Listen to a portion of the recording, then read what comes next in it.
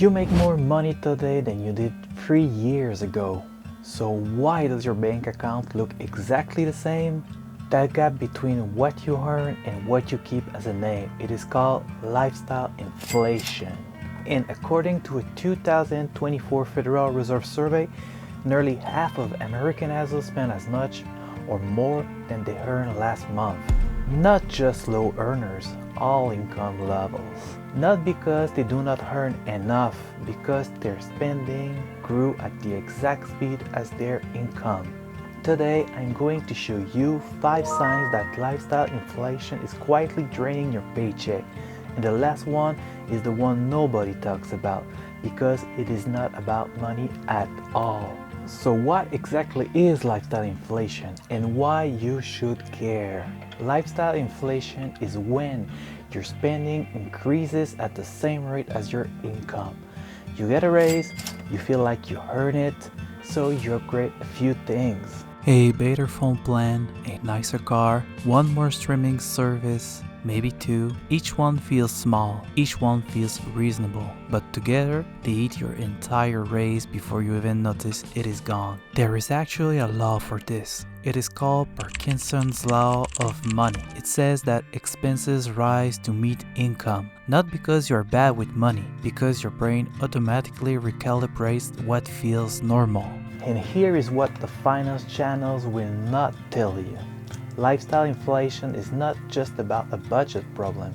It is a stress problem, a relationship problem, and a family problem. Because when every dollar is already spoken for, one unexpected bill can turn a Tuesday night into a fight at the kitchen table. But here is where it gets interesting, because there is actual science behind why your brain does this. Psychologists call it hedonic adaptation. It is your brain's built-in reset button. You buy something new, you feel great. 6 months later, it feels normal. So you need the next upgrade to feel the same hit. Researchers call this the hedonic treadmill. You keep running faster, but you stay in the exact same place. And in 2026, this treadmill runs faster than ever, because every time you open your phone, you see someone living a life that looks like just a little bit better than yours. Social comparison.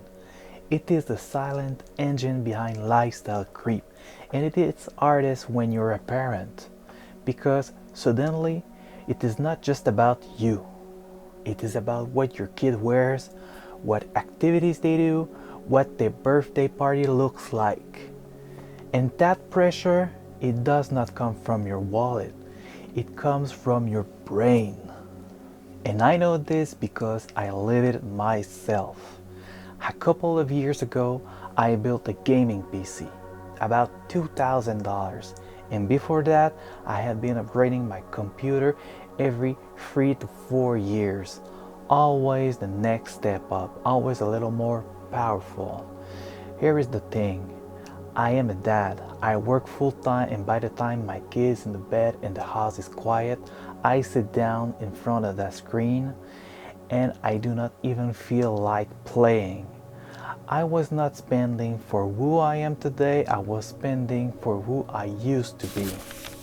And it did not stop there.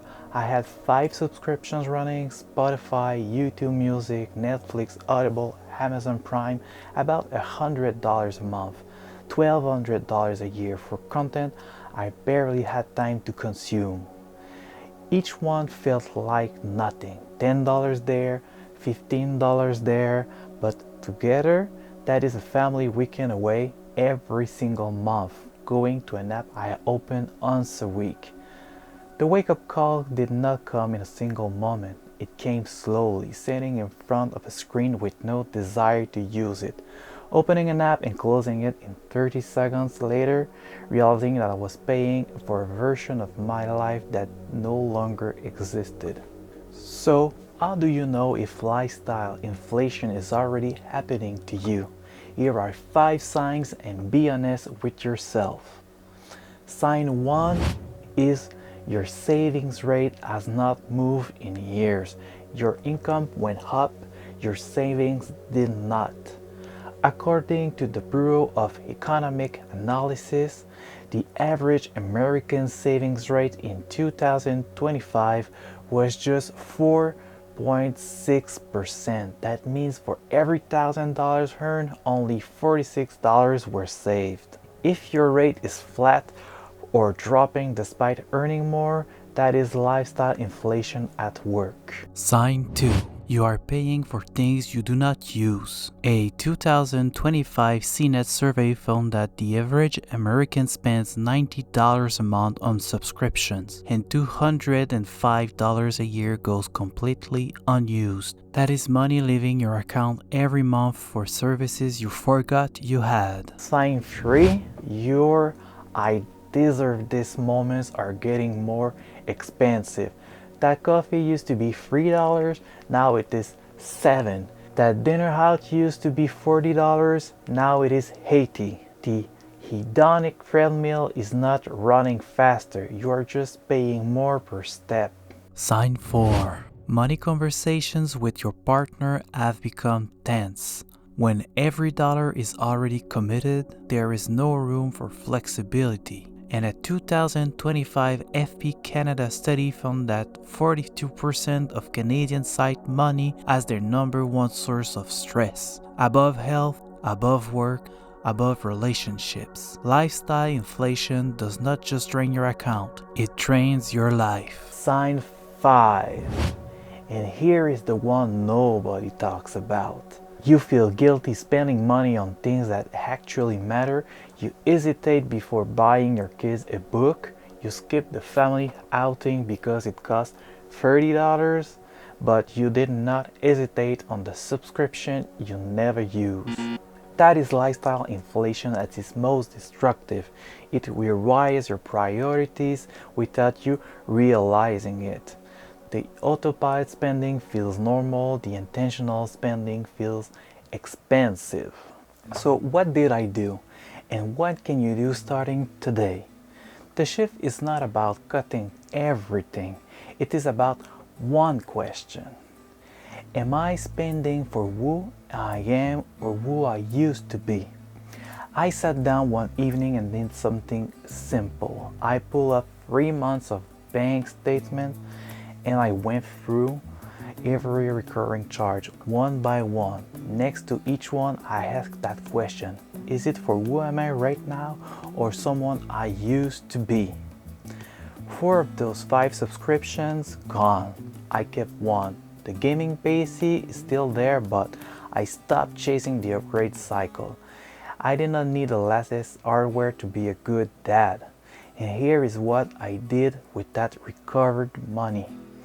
I started buying physical media again, like vinyl, CDs, actual books I can hold in my hands.